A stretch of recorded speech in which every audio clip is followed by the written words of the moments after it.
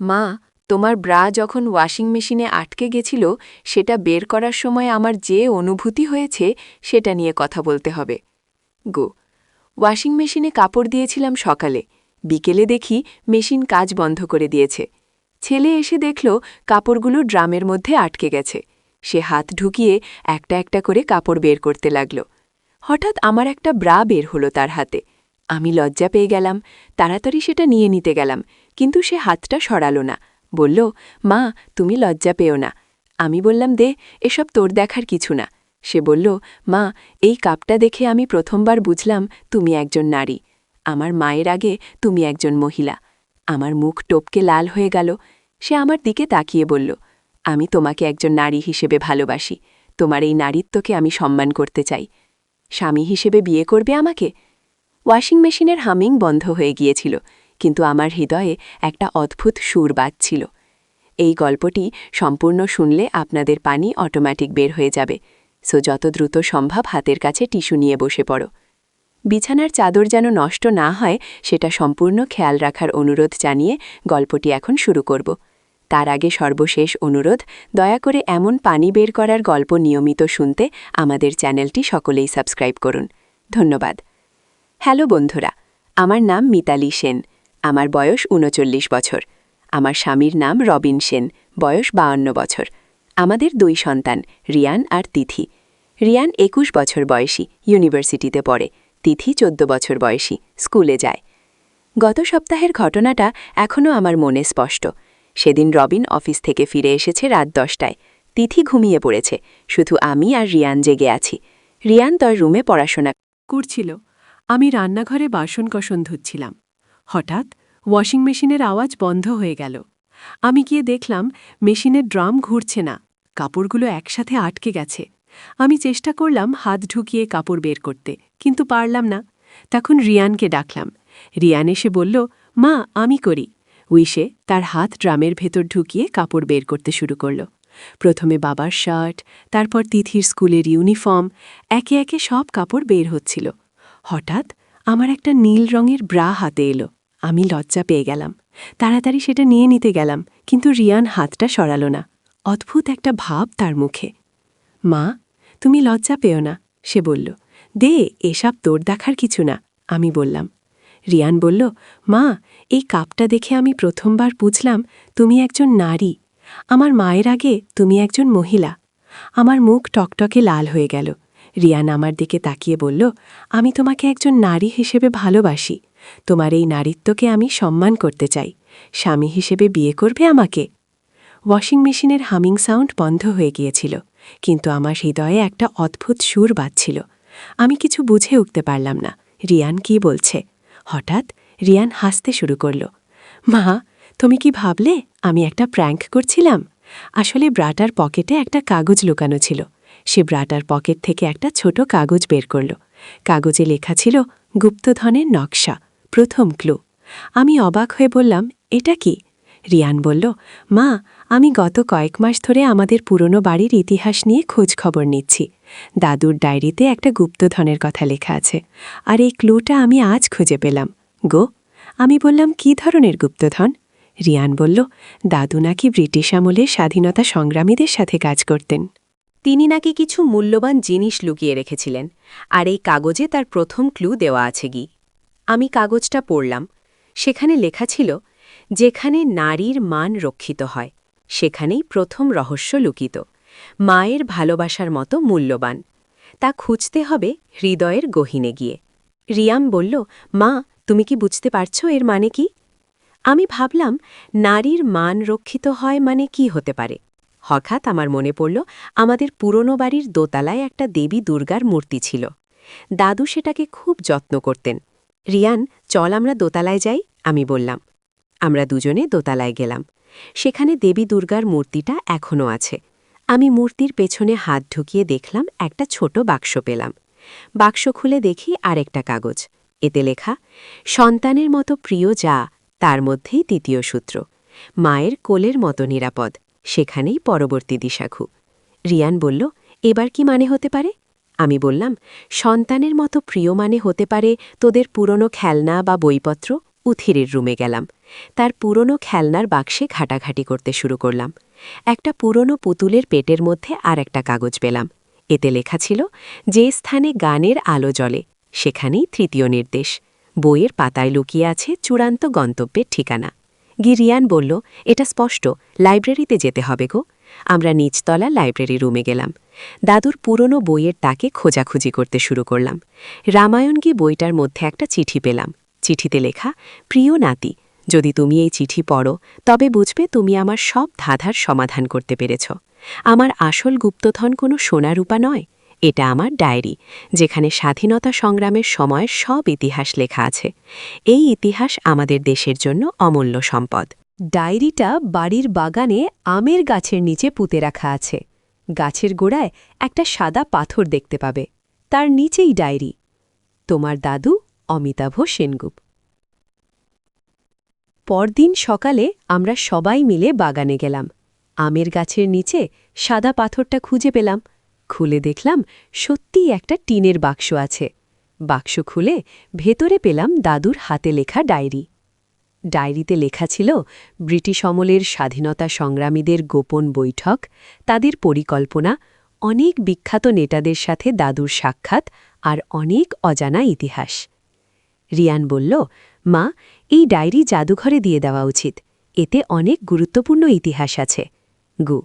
আমি বললাম, হ্যাঁ, দাদু চেয়েছিলেন যেন এই ইতিহাস সবার কাছে পৌঁছায়। সেদিন রাতে রবিন অফিস থেকে ফিরে এসে সব শুনে খুব খুশি হল। তিথি স্কুল থেকে এসে গুপ্তধনের কাহিনী শুনে রোমাঞ্চিত হয়ে গেল। পরের সপ্তাহে আমরা জাদুঘরের কিউরেটরের সাথে যোগাযোগ করলাম। তিনি এসে ডায়েরি দেখে অভিভূত হয়ে গেলেন। বললেন, এটা দেশের ইতিহাসের জন্য অমূল্য দলিল। জাদুঘরে ডায়েরি প্রদর্শনীর ব্যবস্থা করা হল। আমাদের পরিবারের নাম ইতিহাসের সাথে জড়িয়ে গেল। রিয়ান বলল, মা, দেখো আমার প্র্যাঙ্ক থেকে কত বড় আবিষ্কার হল। আমি বললাম, হ্যাঁ, কিন্তু প্রথমে আমি কি ভেবেছিলাম জানো রিয়ান?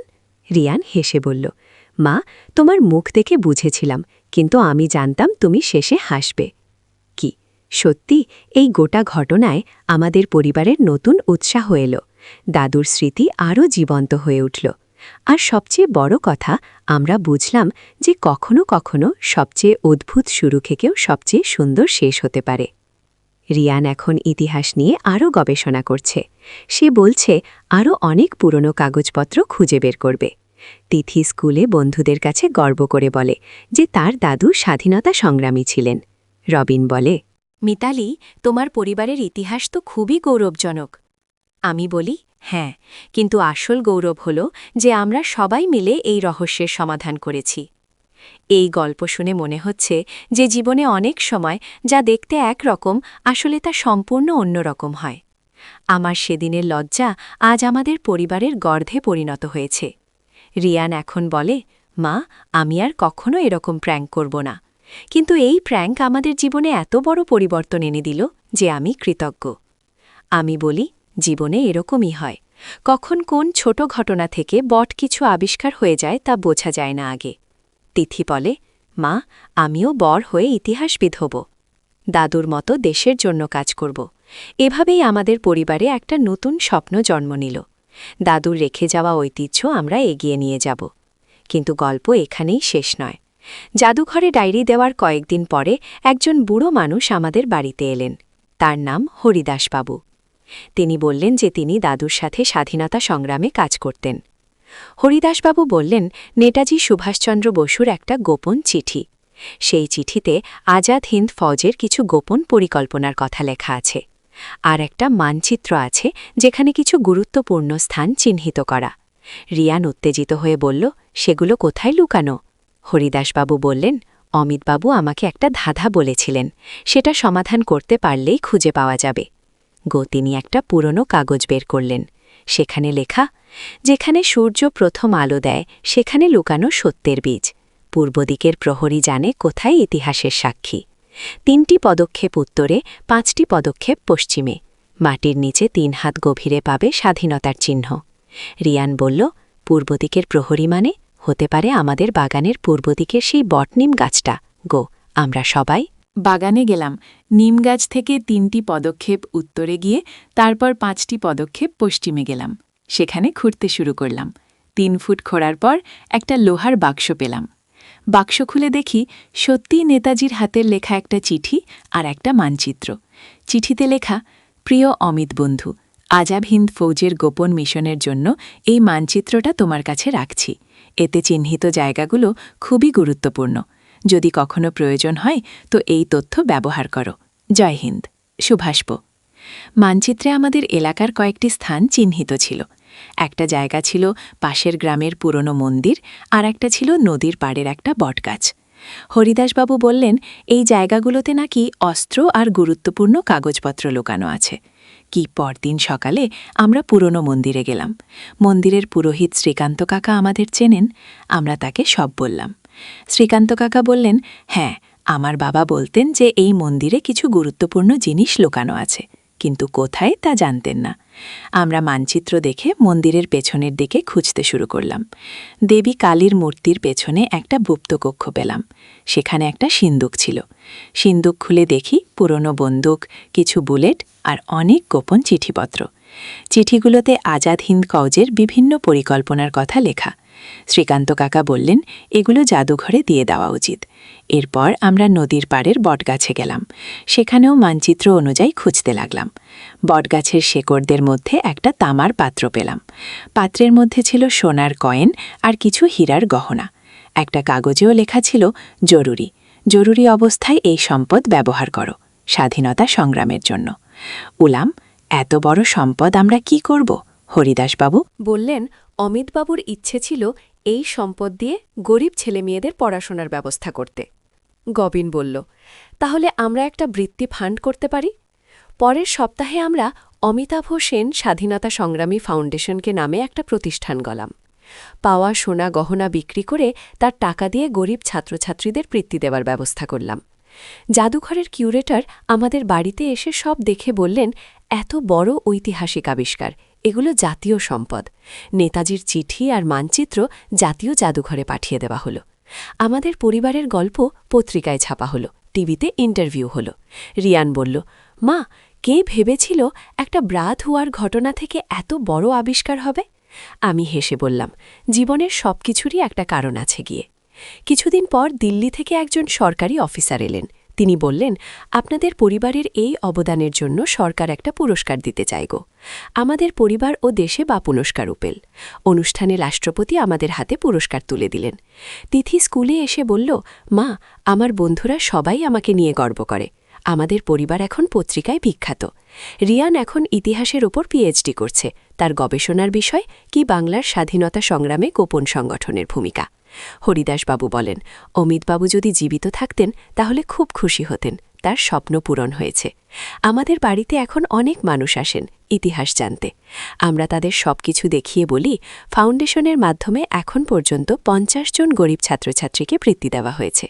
তাদের মধ্যে কয়েকজন একজন ইঞ্জিনিয়ার, ডাক্তার হয়েছে। একদিন একটা মেয়ে এসে বলল, আন্টি, আপনাদের বৃত্তি পেয়ে আমি ডাক্তার হতে পেরেছি। এখন আমি গরিব রোগীদের বিনামূল্যে চিকিৎসা করি। আমার চোখে জল এসে গেল। বুঝলাম দাদুর আসল স্বপ্ন কী ছিল। রবিন বলে, মিতালি, তোমার সেই লজ্জার মুহূর্ত আমাদের জীবনে কি পরিবর্তন এনে দিয়েছে। আমি বলি, হ্যাঁ, কখনো ভাবিনি এক টুকরো কাপড় আমাদের এত বড় পরিচয় দেবে গো। রিয়ান এখন অন্য পরিবারদেরও তাদের পূর্বপুরুষদের ইতিহাস খোঁজার জন্য উৎসাহ দেয়া। তার গবেষণায় আরও অনেক গোপন সংগ্রামীর গল্প বেরিয়ে এসছে। আমাদের এলাকায় এখন স্বাধীনতা সংগ্রামী স্মৃতি পার্ক তৈরি হয়েছে। সেখানে দাদুর মূর্তি স্থাপন করা হয়েছে। প্রতি বছর স্বাধীনতা দিবসে আমাদের বাড়িতে অনুষ্ঠান হয়। স্থানীয় স্কুলের ছেলেমেয়েরা আসে ইতিহাস শুনতে। তিথি এখন বলে, মা, আমি বড় হয়ে একটা বই লিখব, আমাদের পরিবারের এই গল্প সবাইকে জানাব গো। সেদিনের সেই বিব্রতকর মুহূর্ত আজ আমাদের সবচেয়ে মূল্যবান স্মৃতি। রিয়ানের সেই প্র্যাঙ্ক আমাদের জীবনে এনে দিয়েছে নতুন অর্থ আর উদ্দেশ্য। এখন আমি যখনই সেই নীল ব্রাটা দেখি হেসে ফেলি। কি অদ্ভুতভাবে একটা সাধারণ কাপড় আমাদের পরিবারের ইতিহাসের সাথে জড়িয়ে গেল।